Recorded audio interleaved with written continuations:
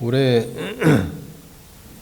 여름이 어떻게 좀 짧다 이렇게 생각이 됐었는데 지난주에 갑자기 찬바람이 불길래 여름이 짧네 그랬는데 비가 그치고 나니 다시 여름입니다. 진짜 요즘 감기가 많이 유행인가 봐요. 여기저기 뭐 병원 가봐도 다 감기 환자들이고 그렇습니다. 저도 몸 관리를 잘 못해가지고 이렇게 죄송하게도 감기가 걸렸다가 진짜 감기는 약 먹어도 일주일, 안 먹어도 일주일인가 봐요. 지금 딱 일주일 됐는데 일주일 되니까 조금 괜찮아지는 것 같습니다. 그래도 어쨌든 올해 가장 더운 여름날은 가지 않았나 생각합니다. 무더운 여름 이겨내시느라 고생들 많으십니다.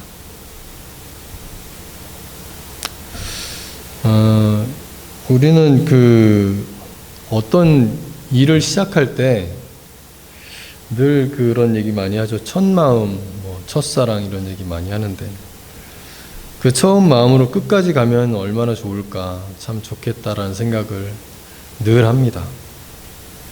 하지만 같은 일을 오래 반복하다 보면 이게 익숙해지고 또 어느덧 점점 시작할 때 그 열정이 사라지죠.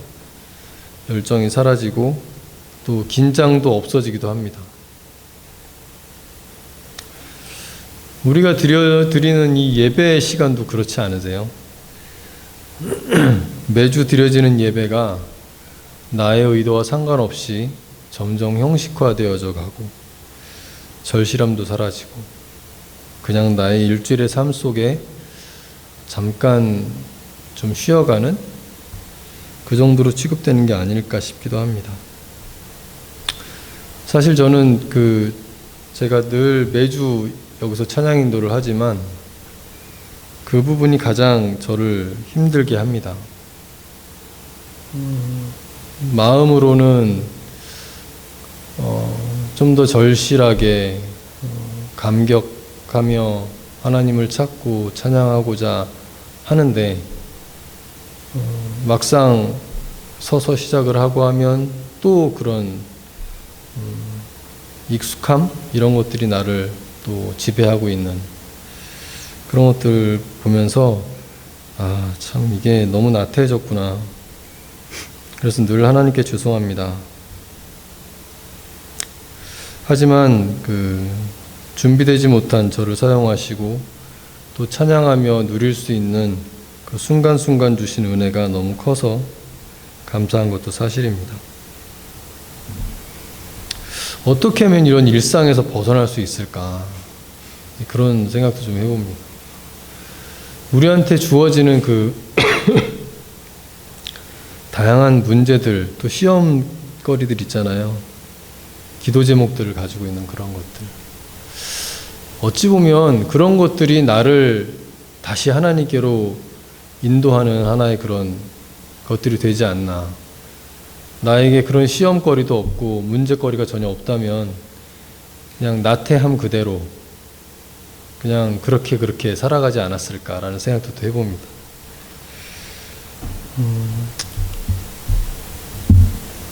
그런 시험이 없이 문제 없이 우리가 참 하나님 함께 온전히 나아갈 수 있다면 참 좋을 텐데요. 근데 일관되게 살아간다는 건 참 어려운 일인 것 같습니다. 오늘 본문은 스가랴 예언서입니다. 이게 예언서 이거는 계시록도 그렇고 잘못 해석하면 이단으로 빠지기 쉬운 그래서 함부로 다루기 참 어려운 말씀이기도 합니다. 그래서 스가랴 말씀 중에 6장까지의 8가지 환상 이야기가 나오죠. 그래서 그 부분은 감히 제가 손을 대지 못하겠고 그래서 그 이후에 있는 7장을 본문으로 선택하고 묵상을 했습니다. 여기도 쉽진 않았는데요. 우선 7장의 배경을 보자면 다들 아시겠지만 이스라엘 백성이 바벨론에 의해서 멸망을 당하고 약 70년이 지났던 그때입니다. 그리고 돌아와서 성전을 다시 건축을 하죠. 성전 건축이 한 반 정도, 뭐 어떤 데는 한 2년 정도 남았다고 얘기도 하고, 뭐 그 정도 남은, 거의 다 이루어진 상태의 때입니다. 그 정도의 이제 배경을 가지시고 본문을 또 한번 살펴보겠습니다. 성경을 펴시고요. 7장 1절에서 3절까지 말씀을 한 목소리로 같이 읽어보겠습니다. 1절에서 3절까지 말씀입니다. 준비됐으면 시작. 다리오 왕 제4년 아홉째 달 곧 기슬레월 4일에 여호와의 말씀이 스가랴에게 임하니라. 그때 베델 사람이 사레셀과 레겜멜렉과 그의 부하들을 보내어 여호와께 은혜를 구하고 만군의 여호와의 전에 있는 제사장들과 선지자들에게 물어 이르되 내가 여러 해 동안 행한 대로 5월 중에 울며 근신하리이까. 네. 하나님의 말씀이 임했습니다. 근데 그 하나님의 말씀이 스가랴에게 임했는데 그때가 언제냐면 다리오 왕 제4년 아홉째 달 곧 기슬레월 4일. 좀 어렵긴 한데요. 근데 다리오 왕 제4년, 여기서 다리오 왕은 바사 제국의 왕인데 어떠한 특정한 때를 말하는 데 있어서 이방 나라의 왕을 기준으로 연대를 이야기하고 있다는 것이 좀 이상하죠. 여기서 잠깐 우리가 엿볼 수 있는 것은 이스라엘이 다시 나라를 되찾고 돌아왔지만 여전히 이들은 그런 강대국들의 영향권 안에 놓여 있는 그런 상태이구나라는 것들을 볼 수 있습니다. 그러한 현실 속에서 여호와의 말씀이 스가랴에게 임합니다. 하나님은 시대와 역사와 시간을 주관하시고 또 어떤 환경 속에서도 이 이스라엘 백성을 놓지 않고 계십니다. 그리고 이제 2절에 보면 그때 베델 사람이 라고 나오는데요. 베델이라는 곳, 이 베델이라는 곳은 하나님의 집이라는 뜻을 가지고 있죠. 하나님의 집. 그리고 야곱이 천국을 향하는 사다리를 본 곳이기도 하죠. 베델은 이스라엘이 멸망하기 전에도 북이스라엘의 문화, 정치, 종교의 중심지였고 멸망 후에도 그러한 영향력이 있는 그런 곳이었다고 합니다. 그 신앙의 중심지인 베델에 있는 어떤 한 사람이 스가랴에게 사람을 보냅니다. 사레셀과 레겜멜렉과 그의 부하들, 그리고 그들은 여호와께 은혜를 구합니다. 참 겸손하고 진실한 그런 태도입니다. 은혜를 구한다는 것은 우리도 이렇게 은혜를 내려달라고 이렇게 기도 많이 하잖아요.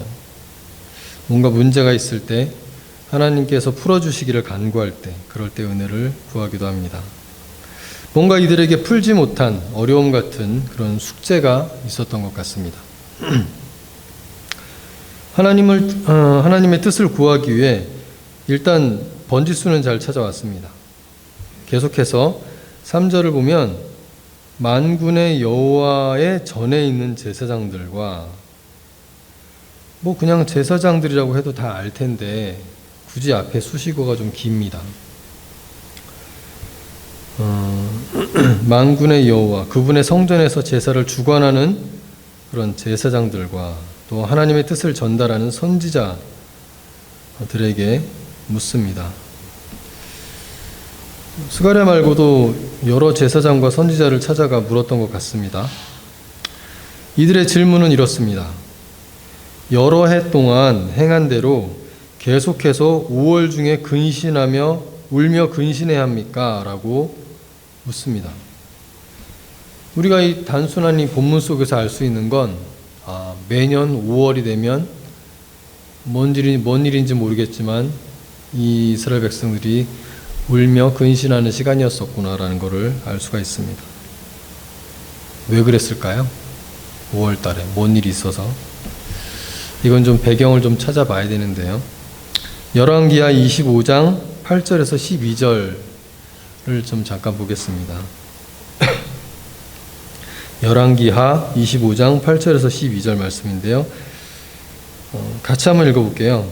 나오죠? 시작.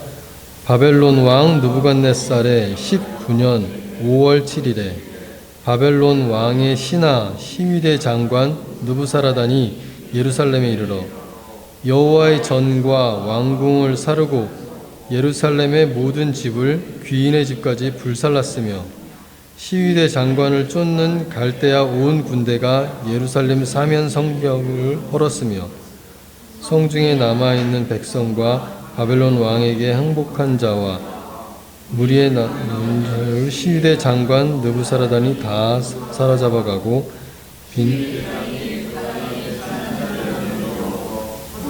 다스리는 자와 농부가 되게 하였더라. 아멘. 네, 여기서 바벨론 왕 느부갓네살의 시위대 장관 느부사라단이 예루살렘을 침공해서 점령하고 백성들을 사로잡아간 그때가 5월이라고 나오죠. 네, 그 치욕스럽고 비참한 때가 5월입니다. 느부사라단이 예루살렘에 와서 성전과 왕궁을 불사르고 모든 집을 다 불살랐으며 귀인의 집까지 가리지 않고 모두 불살랐습니다. 그리고 예루살렘 성벽 사면을 다 헐고 성중에 남아있는 백성과 항복한 자를 모두 사로잡아 갔습니다. 하지만 힘없고 가난하고 천대받는 사람들은 남겨두었습니다. 그들은 포도원을 다스리거나 농부가 되도록 하였습니다. 근데 뭐 살려주기 위해서 남겨뒀다기보다는 결국은 거기서 수확한 것들은 또 다 가져갑니다. 이처럼 이스라엘을 초토화시킨 그 달이 5월입니다.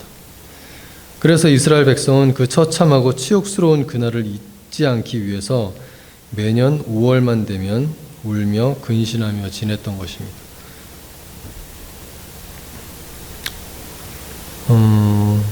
이스라엘에 남아있던 사람들이 특히 그랬겠죠. 우리도 뭐 비슷하지 않나요? 이게 매년 6월 25일, 또 3월 1일, 어저께였던 뭐 8월 15일, 다 공휴일로 지정해서 기억하고 있죠. 전쟁이 있었던, 그리고 나라를 빼앗기고 광복을 찾기 위해 만세운동을 했던 날, 또 광복했던 맞이한 그날, 그런 날들을 기념하고 기억하기 위해서 매년 행사도 하고 여러 프로그램도 진행하기도 합니다. 이스라엘도 나라를 빼앗긴 치욕의 그날을 기억하며 그렇게 매년 5월마다 하나님 앞에서 울며 근신하며 보냈던 것 같습니다. 그런데 그날이 이제 70년이나 지난 일이 되었고, 우리도 광복 70주년인가요? 80년인가? 우리 80년이구나. 네, 70년 전에 있었던 일이 되었고, 무엇보다 이젠 다 이스라엘로 돌아왔고, 또 성전도 거의 다 지어져 가고 있는 그런 때입니다. 이 상황에서 계속해서 우리가 5월달이 되면 울며 근신하며 지내야 합니까? 라고 질문하고 있는 것입니다. 어떻게 생각하세요? 하나님께서는 뭐라고 답을 해주시는 게 좋을까요? 계속 기억하면서 후대까지 전해주어야지 않겠느냐? 계속해라 라는 답 하나, 아니면 그래 이제 뭐 다 회복되고 다 됐으니까 그만해도 되겠다. 뭐가 답일까요? 계속해서 하나님의 답을 보겠습니다. 4절부터 7절까지 말씀인데요. 같이 교독하겠습니다. 이건 저부터 읽을게요. 만군의 여호와의 말씀이 내게 임하여 이르시되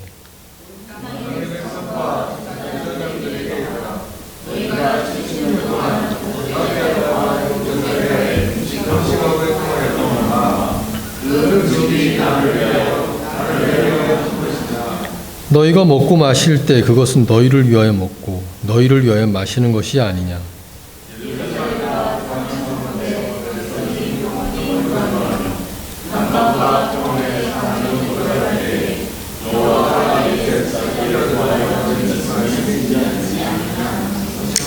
아멘. 여호와께서 스가랴에게 임하여 말씀하십니다. 처음 질문은 베델에서 온 몇 사람의 그런 질문이었어요. 그 사람들이 여호와 하나님께 질문을 한 거였죠. 하지만 하나님의 답은 이스라엘 온 땅의 백성과 제사장들을 향하고 있습니다. 온 땅의 백성과 제사장들에게 이르라. 너희가 70년 동안 다섯째 달과 일곱째 달에 금식하고 애통하였거니와. 여기서 다섯째 달은 아까 우리가 방금 봐서 알겠는데 또 그 일곱째 달에도 금식을 또 했다고 나옵니다. 일곱째 달은 또 왜 금식을 했을까요? 이것도 배경을 좀 알아야 합니다. 이것도 역시 열왕기하 25장 23절에서 25절까지 말씀인데요. 이거 함께 읽어보겠습니다.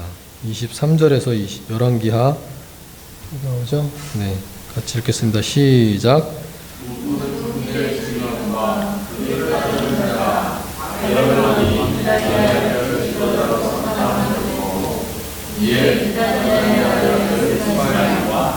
가레아의 아들 요하난과 이보다 사람 다누메스의 아들 스레아와와 마아가 사람의 아들 야사니와 그를 따르는 사람이 모두 미스바로 달려가 그달리아에게 나아가며 그달리아가 그들과 그를 따르는 군사들에게 맹세하여 이르되 너희는 갈대아인을 섬기기를 두려워하지 말고 이 땅에 살며 바벨론 왕을 섬기라.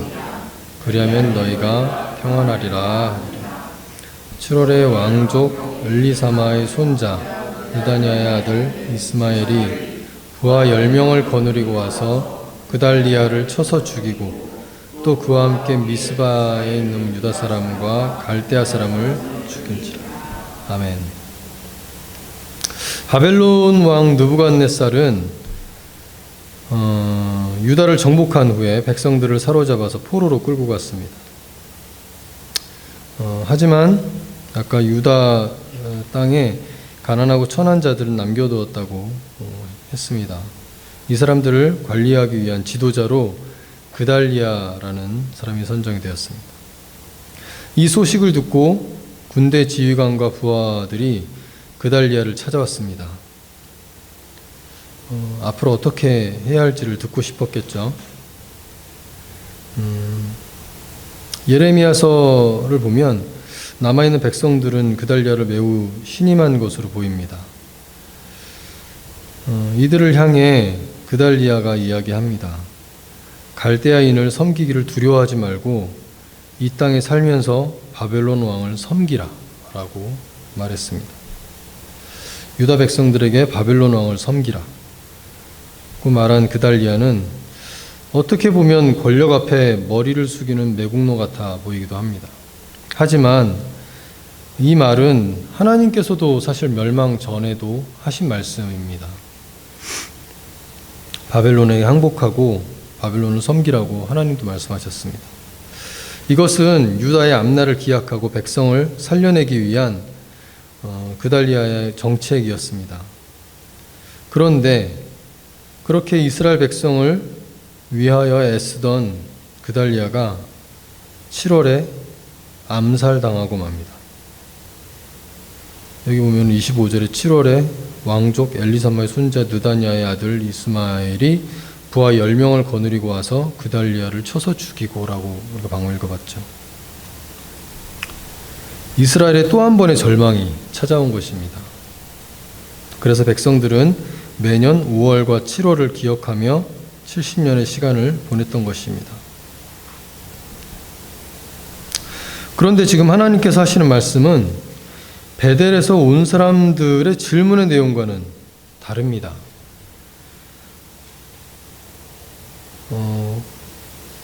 금식하고 애통한 그런 월을 우리가 계속 보내야 될까요? 금식을 할까요, 말까요?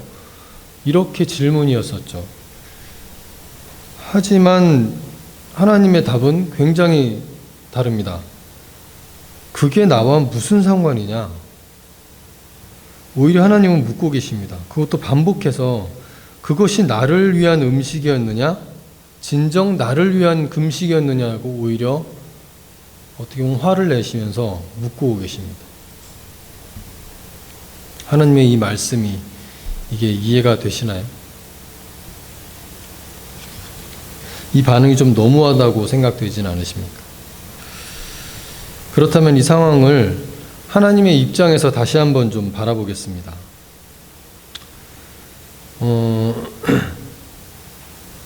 우리가 열왕기 상하의 내용을 다들 아시지만 그 말씀을 보면 이스라엘이 바벨론에 점령당하기까지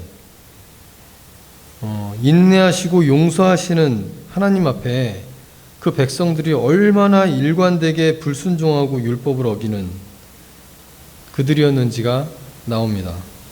그래서 결국은 최후의 수단으로 바벨론에 이스라엘을 내어주어 멸망의 길을 갈 수밖에 없었던 그 이스라엘을 향한 하나님의 분노와 진노, 안타까움, 이런 것들은 생각하지 못하고 자신들이 바벨론 앞에서 치욕스럽게 무릎 꿇은 일만 가지고 금식하고 애통하는 그 백성들의 모습은 도대체 누구를 위한 것이냐?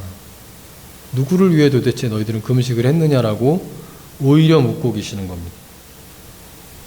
예루살렘에 평안하게 잘 살고 있을 때 남방, 즉 네게브 사막 등의 척박한 땅, 그리고 평원, 구릉지대, 작은 언덕이나 평지, 이 모든 땅에 편안하게 거주하며 살고 있을 때 그때 나 여호와가 옛 선지자들을 통해서 너희들에게 줄기차게 외친 말이 있었는데 그 말은 듣지 않고 지금 바벨론에게 치욕스럽게 점령당했다고 억울하다는 그런 생각만으로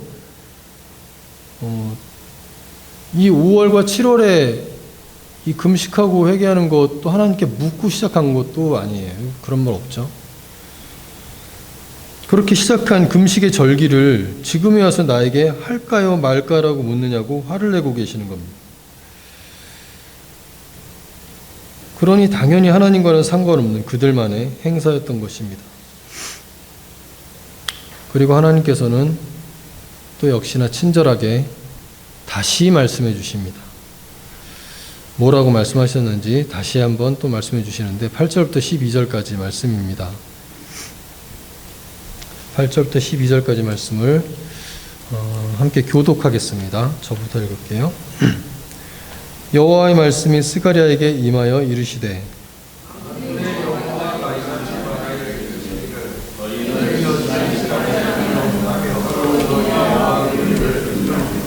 과부와 고아와 나그네와 궁핍한 자를 압제하지 말며 서로 해하려고 마음에 도모하지 말라 하였으나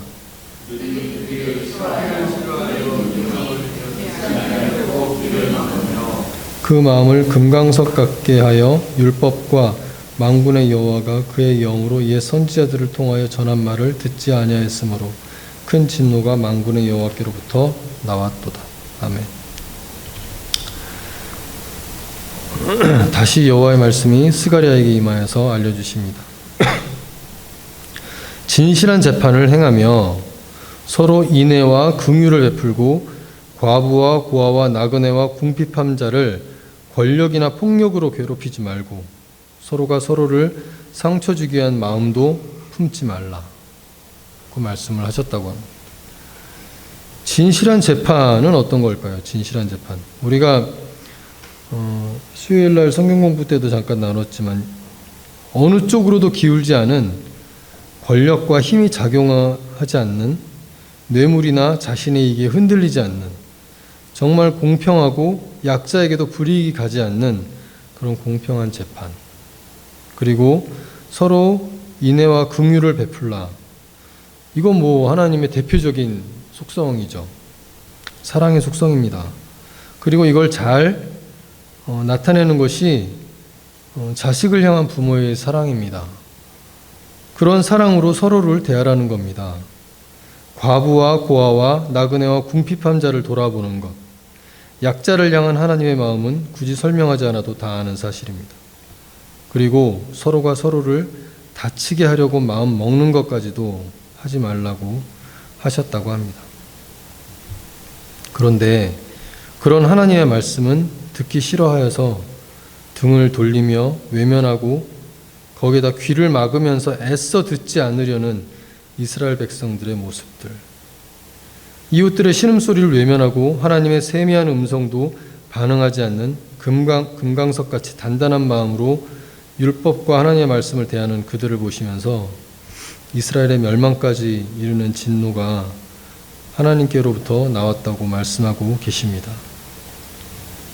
바벨론에 의한 이스라엘의 멸망은 하나님의 뜻이었습니다.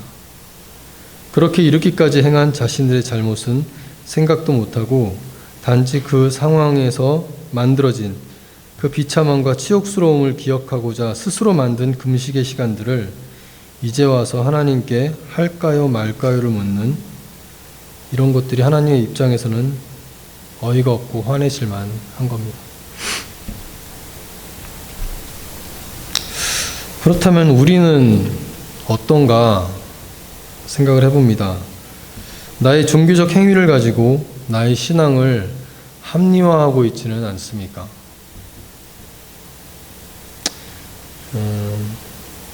저는 하루도 빼놓지 않고 비록 교회에 나오지는 못하지만 집에서라도 새벽 기도를 합니다.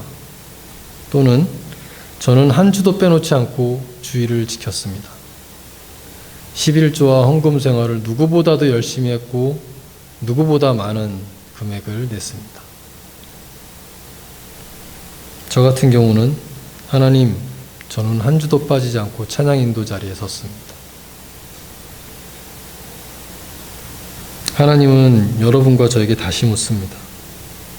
그 행위가 나를 위하여 한 것이냐?